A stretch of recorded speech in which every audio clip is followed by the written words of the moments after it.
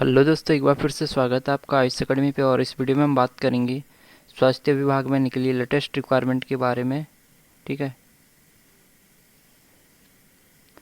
तो जिला स्वास्थ्य एवं परिवार कल्याण समिति देहरादून, मुख्य चिकित्सा अधिकारी कार्यालय देहरादून। ठीक है, तो मैं इसको जूम करके बता देता हूँ आपको।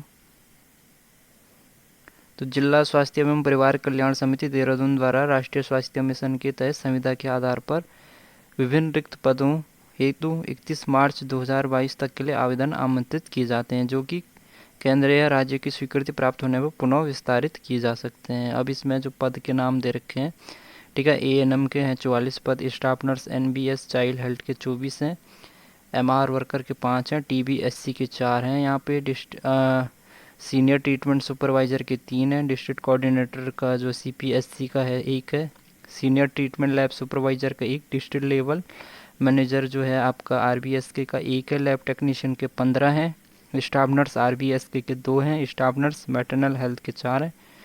ठीक है, स्टाफ नर्स एनसीडी के 9 हैं, बीपीएम के हैं यहाँ पे 1 पोस्ट, आरकेएस के काउंसलर का जो है 2 पोस्टें हैं, बीएलए बीपीएमयू 1 है। ठीक है, अटेंडेंट का 1 और इंसेक्ट कलेक्टर का 1 है। ठीक है, तो ये इसका जो है ऑफिशियल जो रिक्वायरमेंट आपके पास में उसका नोटिफिकेशन चाहिए। तो ये आपका जैसे ये यह name of post, number of post, education qualification और यहाँ पे सैलरी। तो जैसे एएनएम की है 44 पोस्ट हैं। ठीक है, जूम करके दिखा देता हूँ मैं आपको। ठीक है, एएनएम की है 44 पोस्ट हैं, एजुकेशन क्वालिफिकेशन एएनएम होना चाहिए, यानी एएनएम किया होगा आपने, और रजिस्टर आपका रजिस्ट्रेशन होना चाहिए उत्तराखंड स्टेट में। ठीक है, सैलरी की बात करें एएनएम के लिए तो 12,000 एसेसिबल रहेगी, 14,000 डिफ़िकल्ट के लिए और 16,000 मोस्ट डिफ़िकल्ट के लिए है। ठीक है, उसके बाद जो है अपना जो है यहाँ पे स्टाफ नर्स के लिए है फॉर एनबीएसयू चाइल्ड हेल्थ के लिए। ठीक है, ये 24 पोस्ट है यहाँ पे। ठीक है, एजुकेशन क्वालिफिकेशंस की बात करें तो जीएनएम बीएससी नर्सिंग या पोस्ट बेसिक नर्सिंग होना चाहिए, और आपका जो रजिस्ट्रेशन होना चाहिए उत्तराखंड नर्सिंग काउंसिलिंग में। तो 15,000 यहाँ पे आपको सैलरी मिलेगी। ठीक है, उसके बाद एमआर वर्कर की 5 पोस्टें हैं, एमआर वर्कर की 5 पोस्टें हैं। एजुकेशन क्वालिफिकेशंस एमआर वर्कर के लिए 10+2 होना चाहिए, और 1.5 ईयर का जो सर्टिफिकेट कोर्स होना चाहिए, multi rehabilitations worker from recognised institutes and register as a rehabilitation personal under rehabilitation counselling of. तो इसमें आपको जो है या फिर बैचलर डिग्री होनी चाहिए फिजियोथेरेपी की, और 2 साल का एक्सपीरियंस होना चाहिए। सैलरी यहाँ पे भी सेम रहती है 15,000। उसके बाद TBH4 की है, इसमें 4 पोस्टें हैं, ग्रेजुएशन होना चाहिए साइंस से। ठीक है, या फिर इंटरमीडिएट होना चाहिए, और उसके बाद working experience of working as MPW या LHB या ANM या हेल्थ वर्कर या सर्टिफिकेट होना चाहिए आपका, और higher course in health education या काउंसलिंग और tuberculosis health visitor recognise course. ठीक है, तो सैलरी की बात करें तो यहाँ पे जो सैलरी रहेगी 11,500 प्लस 1,500 रुपये। उसके बाद सीनियर ट्रीटमेंट है सुपरवाइजर्स, 3 पोस्टें हैं इसकी, STS की। एजुकेशन क्वालिफिकेशन बैचलर की डिग्री होनी चाहिए, और रिकॉग्नाइज सैनिटरी इंस्पेक्टर्स कोर्स होना चाहिए। ठीक है, 15,000 यहाँ पे मिल जाएगी। उसके बाद बात करते हैं डिस्ट्रिक्ट कोऑर्डिनेटर की। ठीक है, तो डिस्ट्रिक्ट कोऑर्डिनेटर की 1 पोस्ट है। एजुकेशन क्वालिफिकेशंस क्या ये रहेगा आपका, मास्टर डिग्री और 2 years diploma in public health या हेल्थ मैनेजमेंट या हेल्थ एंड हॉस्पिटल्स मैनेजमेंट या हॉस्पिटल मैनेजमेंट या हॉस्पिटल एडमिनिस्ट्रेशन, और any MBA with 2 year of working experience in health sectors. ठीक है, सैलरी यहाँ पे 25,000 आपको मिल जाएगी।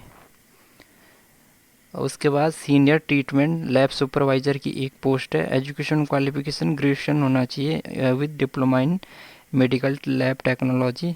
ठीक है, MLT होना चाहिए आपके पास में। यहाँ पे सैलरी 15,000 आपको मिल जाएगी।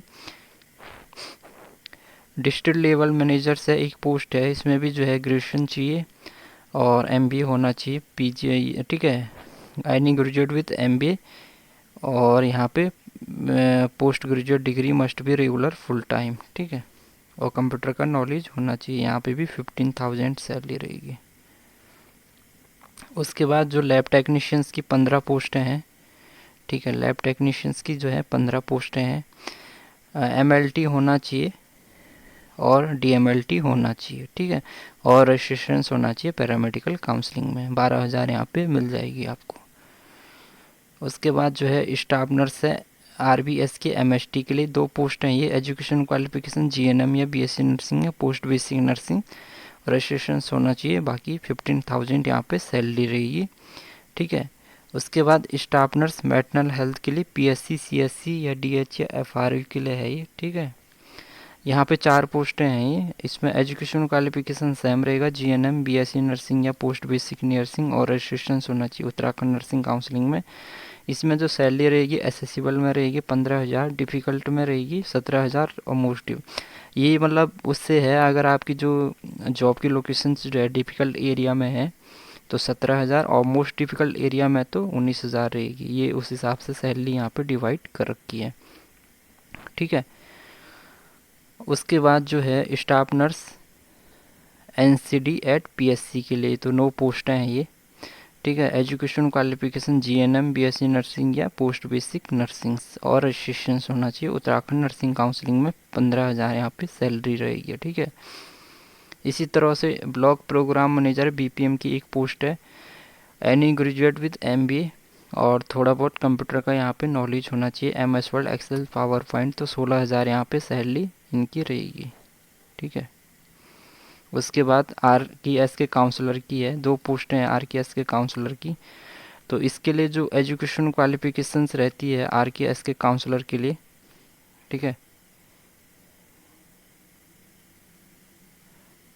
RKS के काउंसलर के लिए जो एजुकेशन क्वालिफिकेशंस क्या रहेगा, मास्टर डिग्री और bachelor degree with social worker और साइकोलॉजी या सोशल साइंस, और या 1 to 2 ईयर्स का एक्सपीरियंस होना चाहिए इन पब्लिक हेल्थ या हॉस्पिटल्स या काउंसलर के रूप में, ठीक है। तो 11,000 यहाँ पे सैलरी रहेगी। उसके बाद BLA ब्लॉक लेवल अकाउंटेंट है, एक पोस्ट है इसकी। इसके लिए जो है ग्रेजुएशन होना चाहिए कॉमर्स से और 2 साल का एक्सपीरियंस होना चाहिए अकाउंटेंसी का, ठीक है। 14,000 यहाँ पे मिल जाएगी। बाकी जो 2 पोस्टें हैं सैनिटरी अटेंडेंट और इंस्ट्रक्ट कलेक्टर, ठीक है। सैनिटरी अटेंडेंट के लिए 10 पास होना चाहिए और एक्सपीरियंस होना चाहिए हॉस्पिटल का, ठीक है। 705,000 सैलरी मिलेगी। और आपका जो इंसेक्ट कलेक्टर है इसके लिए भी जो है 10+2 विद साइंस होना चाहिए और कंप्यूटर का नॉलेज होना चाहिए। 8,000 यहाँ पे भी मिल जाएगी। तो ये पोस्टें हैं। अब इसमें जो अप्लाई कैसे करना है वो भी मैं बता देता हूँ आपको। अप्लाई करने के लिए आपको, ठीक है, तो ये देखिए इसमें लिखा हुआ है अभ्यर्थी द्वारा आवेदन पत्र स्पीड पोस्ट अथवा रजिस्टर्ड पोस्ट के माध्यम से ही स्वीकार किए जाएंगे, जिसमें लिफाफे के ऊपर आवेदित पदनाम अंकित होना आवश्यक है। अन्य माध्यमों से प्राप्त आवेदनों पर विचार नहीं किया जाएगा, ठीक है। और आवेदन पत्र के साथ आपने जो जितने भी आपके एजुकेशन क्वालिफिकेशंस है या जो एक्सपीरियंस सर्टिफिकेट है उनकी सेल्फ टेस्टेड कॉपी वहाँ पे उनके साथ में ज़रूर भेजनी है। जो भेजना किस एड्रेस पे है, तो मुख्य चिकित्सा अधिकारी कार्यालय 105 चंदन नगर, ठीक है, देहरादून के नाम पे, ठीक है। इसके नाम पे ही आपको भेजना है और इसकी लास्ट डेट है 19 तारीख को, ठीक है। 19 अगस्त से पहले पहले आपको ये भेजना है। 19 तारीख को शाम की 5 बजे तक आपको किसी भी हाल में ये जो है उनकी उसमें पहुंचनी चाहिए, ठीक है। इसका जो एप्लीकेशन फॉर्मेट है वो कहाँ से निकलेगा मैं बता देता हूँ आपको।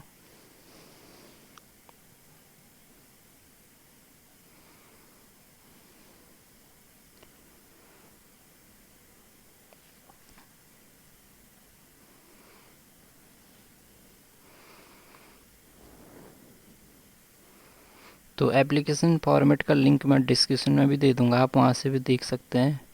बाकी अगर आप अपनी वेबसाइट से देखेंगे तो वेबसाइट से भी आप यहाँ से प्रिंट आउट निकाल सकते हैं इसका, ठीक है। तो एप्लीकेशन फॉर्मेट इस तरह का है इसका।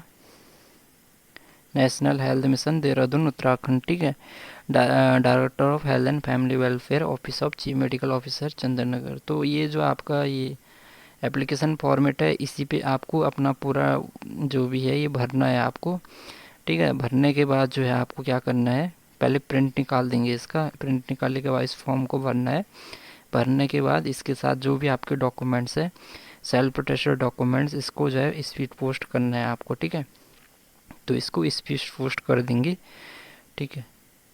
तो स्पीड पोस्ट के थ्रू आपने ये जो भरने के बाद अपने जो भी डॉक्यूमेंट उनके साथ में ये आपको अटैच करने हैं। तो ये थी लेटेस्ट रिक्वायरमेंट जो निकली है।